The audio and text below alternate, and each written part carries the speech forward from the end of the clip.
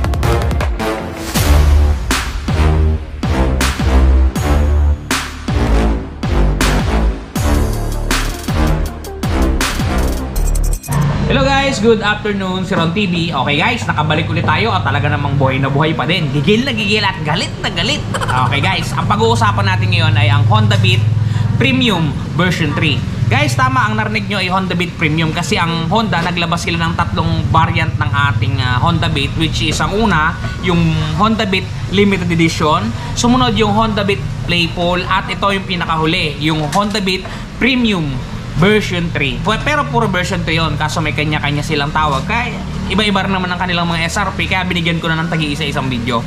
Okay guys, ang suggested retail price ng ating Honda Beat Premium version 3 ay 72,400 pesos. Pwede ninyong itong i-avail by a cash or by installment. Malaya kayong makakapag-desisyon kung anong desisyon nyo sa buhay. Basta magdadagdag lang kayo ng registration fee, which is 1,200. Talaga namang goods na tayo doon. Okay guys, ang ating minimum down payment sa ating Honda Beat Premium version 3 ay 7,240, which is 10% ng ating suggested retail price. Ang magiging monthly nyo dyan sa looban ng 1 year ay 7,743, sa loob naman ng 2 years ay 4,563, at sa loob ng 3 years ay 3,745. Kapag araw-araw nyo siyang itatago, sa loob ng 3 taon, magtatago lamang kayo ng 124 pesos per day. Budget meal to guys, talaga namang goods sa goods. Kung maitatanong nyo nga pala guys, ang ating frame ng Honda Beat ay isap. Kung ano yung napapalitaan nyo na negative doon sa mga ibang bansa na nababali daw yung isap na frame nya, huwag kayong magpapaka-problema doon kasi inayos at pinaganda na ng Honda yan. Kumbaga, isa pa din siya, pero syempre lahat nung napagdaanan nilang problema doon sa ibang bansa ay na-i-adjust na nila bago nila dito dalhin sa Pilipinas. Okay guys, doon naman tayo dumako sa magdadaw ng 10,000 pesos. Yan. Ang magiging monthly nyo sa loob ng 1 year ay 7,446. Sa loob naman ng 2 years, 4,379. Sa loob ng 3 years ay 3,596. Pagka araw-araw kayo magtatago lamang kayo ng 119 pesos. Talaga namang makapaghuhulog na kayo sa inyong motor. Doon naman sa mga kaibigan natin na magdadaw ng 15,000 pesos, 15,000. Ang magiging monthly nyo sa loob ng 1 year ay 6,908 pesos. Sa 2 years naman ay 4,046. At sa 3 years ay 3,325 na pagka araw-araw nyo siyang itatago o itatabi, magtatago lamang kayo ng 110 pesos. Okay guys, moving forward, doon naman tayo sa magdadaw ng 20,000 pesos. Ang magiging monthly nyo sa loob ng 1 year ay 6,370. Sa loob naman ng 2 years, 3,712. At sa loob naman ng 3 years ay 3,055 na pagka araw-araw nyo siyang itatago para hindi kayo marepo, magtatago lang kayo ng 101 pesos. Talaga namang goods sa goods at makakapagbayad na kayo ng inyong monthly. Doon naman tayo sa magdadaw ng 25,000 pesos. Ang magiging monthly nyo dyan sa loob ng 1 year ay 5,832. Sa loob ng 2 years ay 3,379. At sa loob ng 3 years ay 2,784. Na pagka araw-araw nyo siyang itatago, magtatago lang kayo ng 92 o 92,000 pesos. Talaga namang makapaghuhulog na kayo. Doon sa mga kaibigan natin dyan na may napipintong kukunin na 13-month pay o bonus o kung ano man ang kukunin ninyo sa umpanan ninyo, bahala kayo. Okay, magda-down sila ng 30,000 pesos. Ang magiging monthly nyo sa loob ng 1 year ay 5,294. Sa 2 years naman ay 3,045.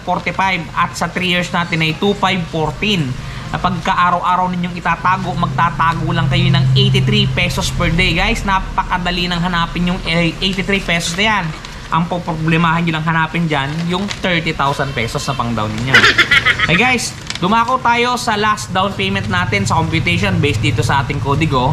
Ito yung 49% ng SRP ng ating motor. Yan. 35,476. Maximum down payment yan based dito sa computation ko ha.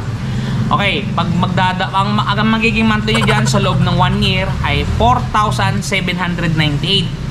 Sa 2 years naman ay 2,781 at sa 3 years ay 2,329. Na pagka araw-araw nyo itatago, magtatago lang kayo ng dalawang 77 pesos. Talaga naman buhay na buhay.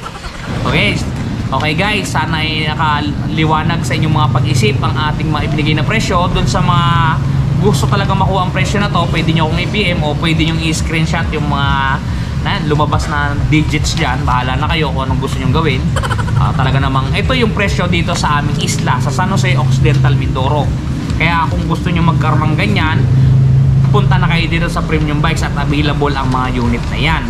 Pagdala lamang kayo ng requirements, 1 valid ID at saka proof of income. Dalawa lang, 1 day process lang tayo, talagang marirelease na ang motor ninyo. Guys, so sa mga solid katropa natin dyan, maraming salamat sa inyo. Talaga namang sana huwag kayong magsasawang sumuporta. Doon sa mga gusto magpa-shoutout, comment down below lang. Okay guys, hanggang dito na lang ulit. Si Ron TV, nagsabing mag-iingat kayo palagi. Bye-bye!